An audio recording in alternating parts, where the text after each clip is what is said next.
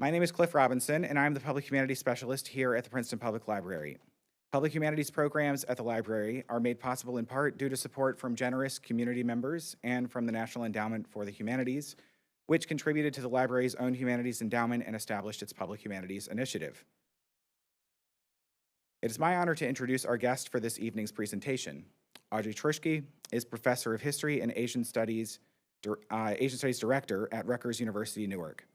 She received her PhD in 2012 from Columbia University. Professor Truschke's teaching and research interests focus on the cultural, imperial, and intellectual history of early modern and modern India, circa 1500 to present. Her first book, Culture of Encounters, investigates the literary, social, and political roles of Sanskrit as it thrived in the Persian-speaking Islamic Mughal courts from 1560 to 1650. Her second book, Aurangzeb, The Life and Legacy of India's Most Controversial King, is a historical reassessment of one of the most hated kings in South Asian history, published in India and Pakistan as Aurangzeb, the Man and the Myth. Her third book, The Language of History, Sanskrit Narratives of Indo-Muslim Rule. More broadly, she publishes on cross-cultural exchanges, historical memory, and imperial power. Audrey joins us this evening to present her new book, India, 5,000 Years of History on the Subcontinent, forthcoming with Princeton University Press, and available here tonight in advance of its release date on June 3rd. So you can get it here first. Our frequent collaborator, Labyrinth Books, is here to sell copies of the book for those who would like to get a personalized copy or for those who simply can't wait to get started with their reading after tonight's event. So do check it out. I understand Audrey will join us for a signing. Thank you. So the press describes this book in the following terms. Much of world history is Indian history. Home today to 1 in 4 people, the subcontinent has long been densely populated and deeply connected to Asia, Africa, Europe, and the Americas through migration and trade. In this magisterial history, Audrey Truschke tells the fascinating story of the region historically known as India, which includes today's India, Pakistan, Bangladesh, and parts of Afghanistan, and the people who have lived there. A sweeping account of 5 millennia from the dawn of the Indus Valley Civilization to the 21st century, this engaging and richly textured narrative chronicles the most important political, social, religious, intellectual, and cultural events. And throughout, it describes how the region has been continuously reshaped by its astonishing diversity, religious and political innovations, and social stratification. Here, readers will learn about Hinduism, Buddhism, Jainism, Islam, and Sikhism, the Vedas and Mahabharata, Ashoka and the Mauryan Empire, the Silk Road, the Cholas, Indo-Persian rule, the Mughal Empire, European colonialism, national independence movements, the 1947 partition of India, the recent rise of Hindu nationalism, the challenges of climate change, and much more. What more? Emphasizing the diversity of human experiences on the subcontinent, the book presents a wide range of voices, including those of women, religious minorities, lower classes, and other marginalized groups. One cannot understand India today without appreciating its deeply contested history, which continues to drive current events and controversies. A comprehensive and innovative book, India is essential reading for anyone who is interested in the past, present, or future of the subcontinent. Indeed, anyone who is interested in the past, present, or future of the world. So many thanks to Audrey for joining us this evening. Let's thank her for being here.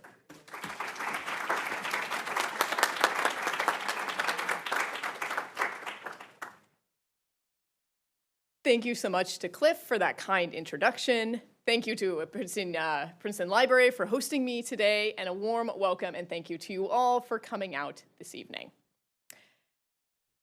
So I'm here to talk about this new book of mine, almost out next week, and here now, at the same time. This book is a history of the Indian subcontinent, but not really the land. Okay, the land matters. It's sort of like the setting for everything I discuss in the book. But really, the book is a set of stories about the people who have made South Asia and the Indian subcontinent their home over the millennia. There are many distinct South Asian communities, and a lot of them, not all, but a lot of them feature in the pages of the book. I want to begin tonight by telling you all the story of just one individual from one of those communities. In the 12th century, about 900 years ago, give or take, a woman named Ashu was enslaved in Karnataka in southern India along the Malabar coast. She was bought by a Jewish trader who was in India running a factory as part of sea trade networks across the Arabian Sea. The trader converted Ashu to Judaism, freed her, and married her. We think in that order. The pair had 3 children, one of whom died as either an infant or a toddler. Ashu, in her later years, left India. She traveled to Aden, which is now in Yemen, with her husband. Ashu's story is not extraordinary, except that it has come down to us. The details of her life were recorded in an archive known as the Geniza documents. The Geniza documents are literally a trash heap from 12th century Egypt. In other words, somebody threw Ashu's life away. They threw away her life story. It was meant to be forgotten. And yet, Ashu's life, like so many unknown and unnamed lives in pre-modern India, intersected with trends that characterized her period of Indian history. These trends include that India was enmeshed in global trade networks like long-distance sea-based trade as well as land-based trade. Ashu changed religions, like so many Indians over the millennia who converted in and out of Buddhism, Islam, and even Hinduism, a religion we don't often associate with conversion, but that is precisely how it spread across India. Ashu was enslaved, and slavery is a depressingly persistent and common feature of pre-modern South Asia. Last, she lost a child, a common fate in pre-modernity across social status, and it's a reminder of her humanity. Now, I care about Ashu because of these larger trends that her life exemplifies and in which she participated. And I also care about her because of her. She was a real person who lived, experienced joy, sadness, and sorrow, and died, all in a world very different from our contemporary reality. I tell Ashu's story, fairly briefly, in the book, along with those of hundreds of others, stretched across about 4,600 years. So we rounded up a little for the title. Now, in the book, I cover until around 2020. Okay, so the last several decades that I cover in the book are within living memory. But the vast majority of this book is dedicated to pre-modern South Asia, meaning before about 1750 CE. Okay, before the British show up, basically. I don't always have specific names, like I do for Ashu, but there were so many different ways to live and so much massive historical change in South Asia. Today, to introduce you all to the book, what I'd like to do is cover some highlights, moving forward chronologically. All right, no surprise there. Historians always move forward chronologically. As I go, I'm going to tack back and forth a little bit between the stories of individuals and communities on the one hand, and the broader social changes in which they participated and created on the other. Now, I just said I cover 4,600 years of history, but I actually begin the book in the deep past, like way deep past, as in how people got to South Asia in the first place. I figure if I was going to cover all of recorded human history, I might as well just throw in all of known human history. This is a story we can only tell in broad strokes. The initial peopling of India dates back about 120,000 years as migrants came overland from Africa. Those first waves of human beings who entered the subcontinent failed to survive. They all died out. That's not uncommon. Okay, most pre-modern human migrations were unsuccessful. But 65,000 years ago, another band of migrants came, again overland from the west, and some of those people survived. We call these folks the first Indians. They left behind art, which we can still appreciate today. They also left behind a DNA presence that is still discernible in some modern South Asians. Now, as a point of historiography, meaning how we reconstruct and know and narrate the past, I find it intriguing and more than a little ironic that our evidence for the most ancient layers of human habitation in South Asia come from some of our newest accessible evidence, namely DNA. Also, I'm no scientist, okay? But my understanding is that the primary function of our DNA is not actually to encode history. That's sort of incidental to what it does, all right? And that's something we actually see again and again in material and written evidence. Namely, that sources unintentionally record parts of history and parts of the past. Then a modern historian can come along, wrestle those tidbits out of the sources, and use it to reconstruct what happened. Now, things get a little bit more solid, date-wise and literally, with the rise of the Indus Valley Civilization, beginning in 2600 BCE. The Indus Civilization people built cities for the first time in South Asian history.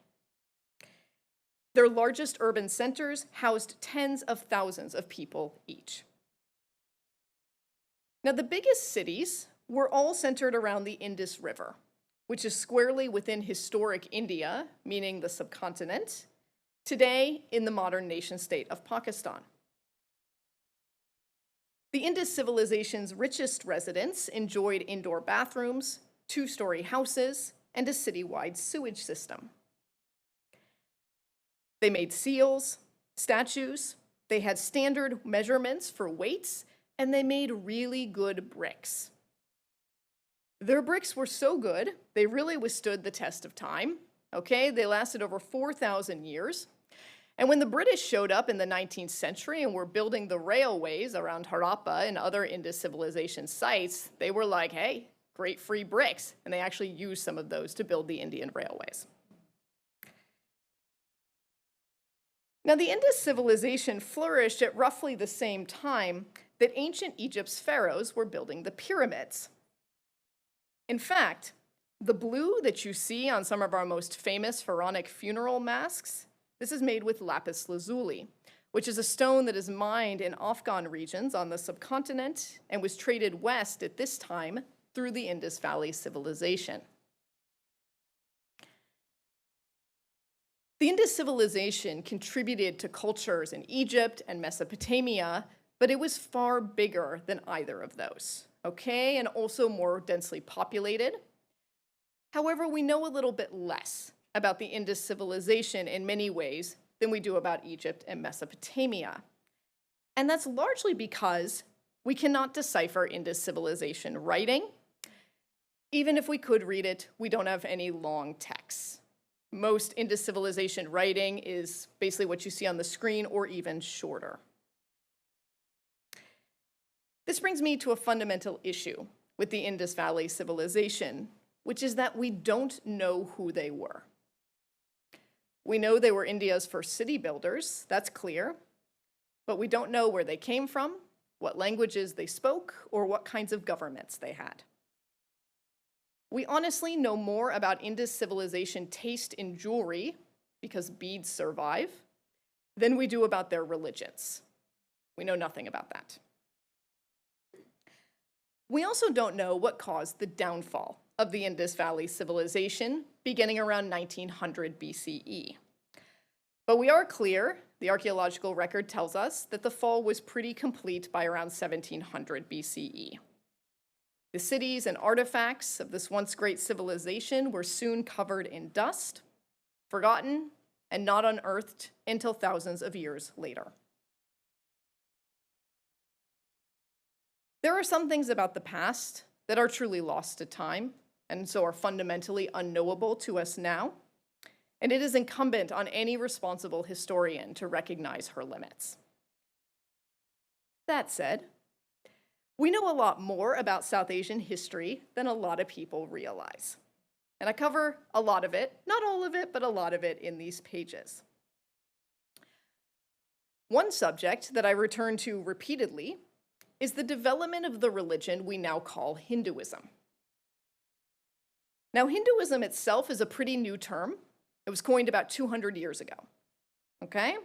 But even if we take away the English suffix ism, the word Hindu isn't original to the religion either.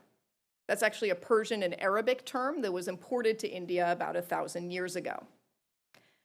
Most pre-modern Hindus didn't call themselves such. They wouldn't have even recognized that word. But if we apply Hindu anachronistically, out of time, we can date Hinduism back to a little more than 3,000 years ago, to the Vedic people in northwestern India. That said, nearly all modern Hindus would find Vedic religion to be utterly foreign. The Vedic peoples had no religious icons, they did not build temples, they ritually sacrificed animals, they ate beef, and they treated cows as currency more often than they treated them as sacred animals. The Vedic peoples did have many gods, but not some of the more popular gods in Hinduism today, including Ganesha and Shiva, who both appear later in history. Like with so many long-lived historical trends, change, not consistency, is among the defining features of Hinduism. I'll tell you more about that shortly. But first, early India saw other large-scale religious changes, such as when, around 400 BCE, Buddhism was founded by Siddhartha Gautama in northern India. At the same time, two other major religious traditions were also founded in northern India. So the first is Buddhism, the second is Jainism, which survives today as a minority Indian religion. Jainism is best known for its commitment to nonviolence, including full vegetarianism. The third is the Ajivika tradition, which few people have ever heard of. And that's because the Ajivikas went extinct in the 13th century. But originally, the Ajivikas were quite popular. They appear to have actually given the early Buddhists quite a run for their money in terms of attracting followers.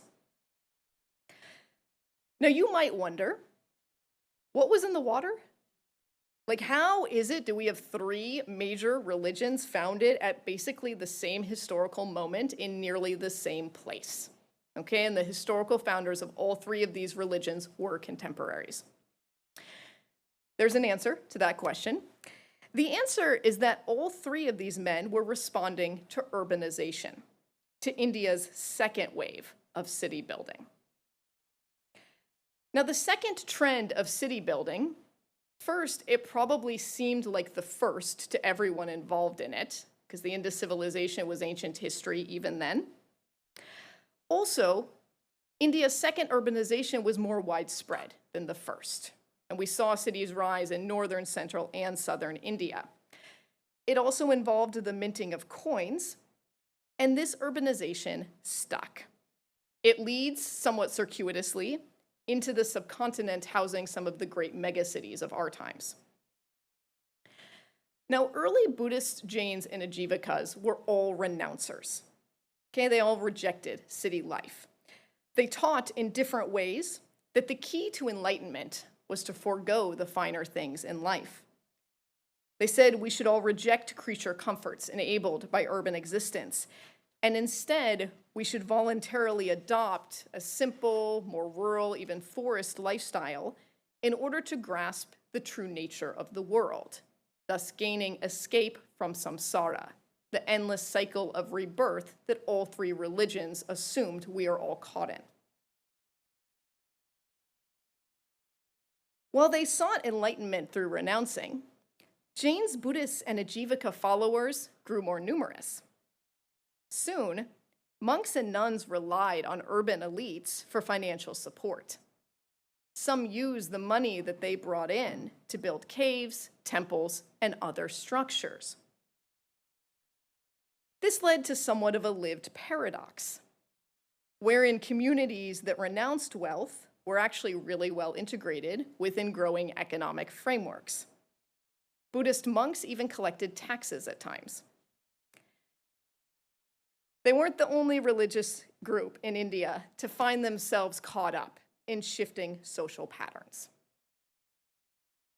For instance, circling back to Hindus, they began to build temples in the first millennium CE. We really don't know why, like what inspired early Hindus to start building temples after over 1,000 years of no temples in Vedic society. Possibly they were playing catch up with Buddhists and Jains who had already begun building religious structures, but it's just a guess.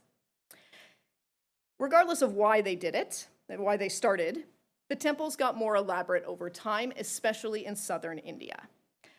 And by 1000 CE, the Chola kings of southern India were raising skyscraping Hindu temples, among the tallest buildings of their time anywhere in the world. These temples were religious sites. They were places where worshipers could go and did go and felt that they could see the divine, believed to inhabit bronze statues like this one of Shiva dancing. At the same time, Chola temples were economic powerhouses that concentrated wealth in the hands of elite Brahmins who controlled the temple finances and maintained that they alone could conduct key rituals. Those of lower socioeconomic and caste status also entered Chola temples at times, but more often as slaves who were sold to temples, and the temples were the owners on the documents, and then these slaves performed menial tasks. And so Chola temples, they were sites of religious experience, of economic exploitation and wealth concentration, and of oppression. In my experience, most modern people readily accept that pre-modern history involves some really terrible things, like slavery and exploitation. Most modern people also readily accept that pre-modern history involves some really amazing, beautiful things, like gorgeous architecture and religious sites. But some find it harder to cognize that the horrific and the sublime often coexisted in the same spaces in an interdependent fashion.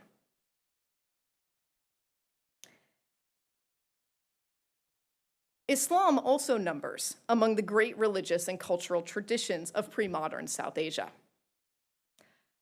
Muslims entered India by 700 CE. That's less than a century after the initial articulation of Islam in the Middle East. But early Muslim traders and raiders, most were one of those two, did little to alter life on most of the subcontinent, even while some produced interesting cultural objects like bilingual coins. Instead, Muslim influence in India only began to accelerate about 500 years later, starting around 1200 CE. Even then, often Muslims had effects on Indian society that had relatively little to do with religion. For example, Muslims brought Persian to the subcontinent, which became one of the great literary traditions of pre-modern South Asia, rivaling Sanskrit and Tamil. Many pre-modern Indians wrote in Persian, and they wrote all kinds of things in Persian, including Hindu stories. By 1700 or so, more Hindus could probably read Persian than Sanskrit, and so encountered their religious stories, like the Ramayana and the Mahabharata, in their Persian translations. It's Muslim rulers who made Delhi, India's capital today, the political center of the northern subcontinent. One famous Indo-Persian poet, his name was Amir Khusro, was born in the 13th century to an Indian mother and a Turkish father. He wrote about Delhi. He really liked Delhi. He compared Delhi to Mecca, saying that if Mecca, the most holy city in Islam, knew about Delhi, then it would circumambulate India, which was a veritable Garden of Eden. Many elite Hindus agreed with Amir Khusro. like Uddhara. Uddhara was a 13th century merchant who moved from Uch to Delhi with his 3 wives and numerous children. He called the city a treasure mine of amazing jewels.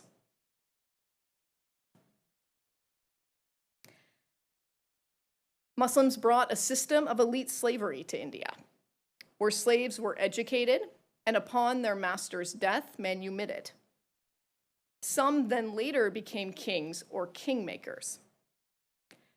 This led to the introduction of rulers and chief viziers of Ethiopian descent in India. These individuals, like Malik Umbar, and the trade and migration networks on which they traveled, they remind us that the Indian subcontinent was never closed off from the rest of the world. On the contrary, migration to India, both voluntary and forced, was recurrent throughout South Asian history.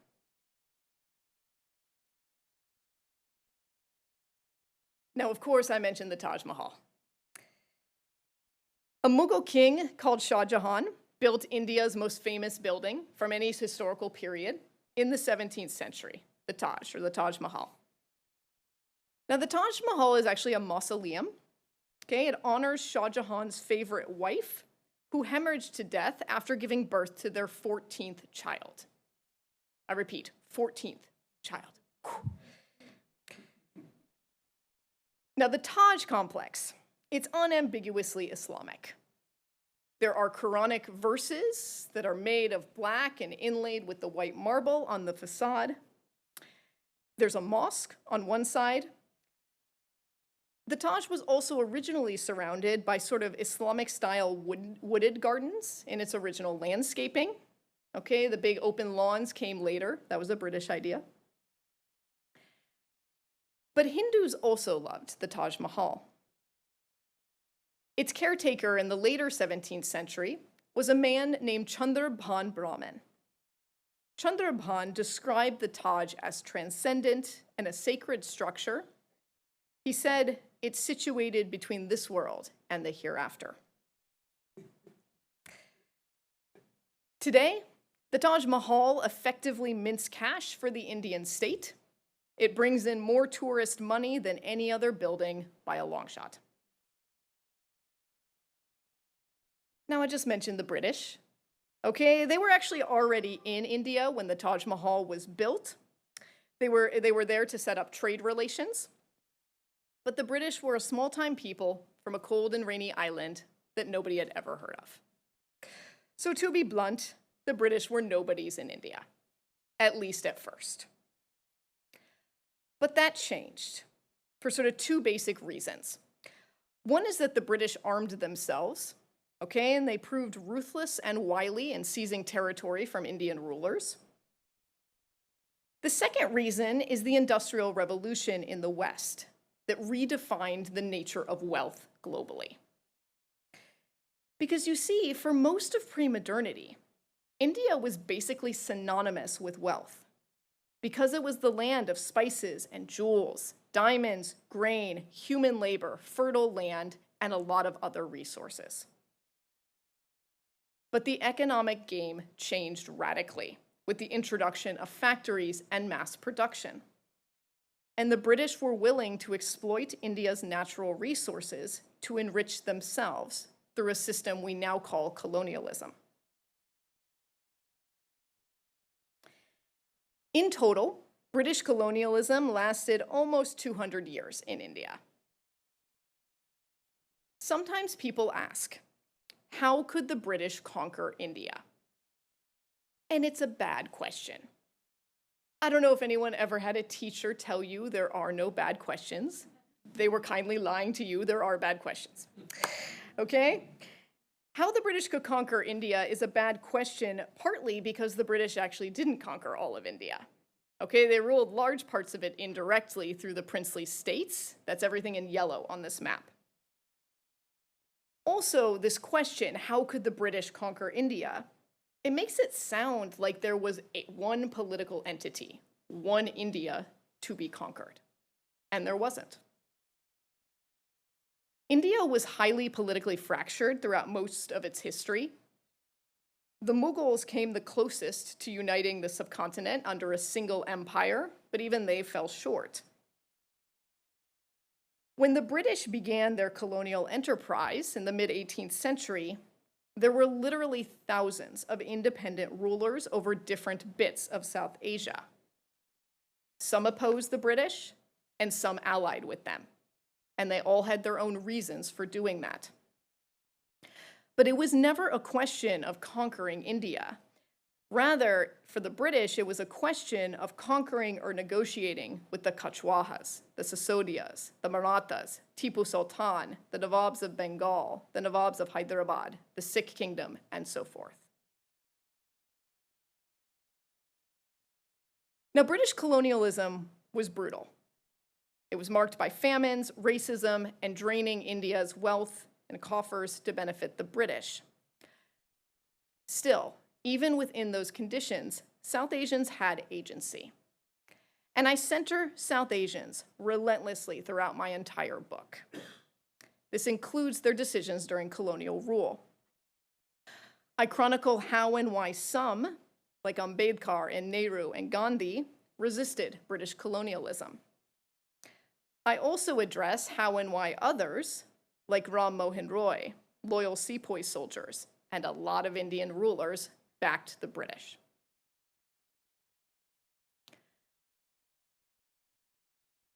When the British withdrew from the Indian subcontinent in 1947, they broke apart India on their way out the door, forming two separate nations, India and Pakistan. Pakistan, in green on your map, originally had two non-contiguous portions. East Pakistan became Bangladesh in 1971. Now, partition was a critical moment in Indian political history. It also involved massive upheaval and violence. Millions migrated, with Hindus fleeing to India and Muslims fleeing to Pakistan. Somewhere around 1 million newly minted Indian and Pakistani nationals died in the violence that stretched on for months. And so there are sort of two different ways to tell the tale of partition. One is as a story of political back and forth, as the British hacked apart India and sat in hot, stuffy rooms, poring over maps and drew lines. But equally important is the other way, the stories of human suffering during partition, of homes and family members left behind, of rapes and unwanted children, of Kashmiris and others denied their political rights, and of the many people who just faced horrific choices. I tell both stories in the book. I sort of do partition twice in order to do that. I talk about the politics and the human suffering. And to me, this lives out the promise of history that multiple vantage points helps us best understand the past. Now, a lot of people, I think, will pay attention to the final two chapters of my book, which are on post-independence South Asia. Here, I think a lot of people are going to notice something that's actually true throughout the book, which is that I omit a huge amount of South Asian history. Even with 712 pages, you can't get a history of a quarter of the world over 5,000 years stuck into that amount, right? Now, of course, I omit large chunks of South Asian history in BCE times as well. People are just more likely to notice when events within their living memory did not make the cut. Chapter 23, which is the penultimate chapter, goes over a series of post-colonial political events. But chapter 24, the book's final substantive chapter, it's actually largely not about politics. Instead, I talk about other things that matter in life, like low female literacy rates in modern India and Pakistan, alongside low female participation in the workforce in both nations that holds back economic growth. I talk about the wealth gap in South Asian cities in our world, as the world's richest and poorest live side by side. I go over art. I talk about high art, like M.F. Hussein's paintings.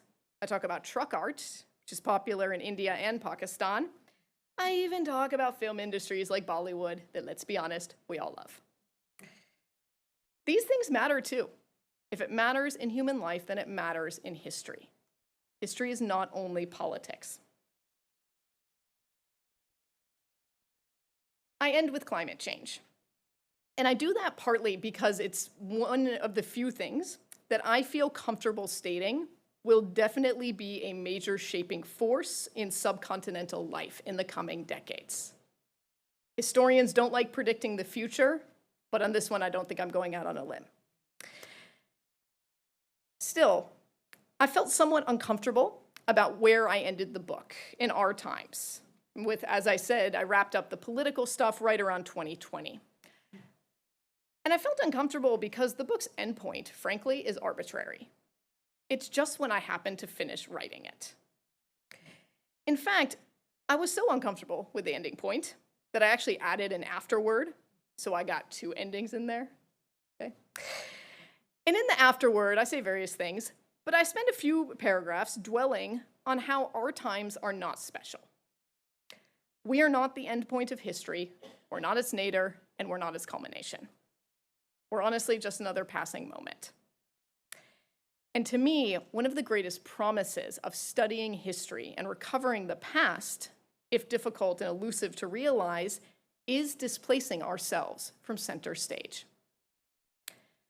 And in this book, that's what I try to do. Instead, I put India and South Asia, especially the people who have made those places home over millennia, at center stage, recovering and presenting their stories.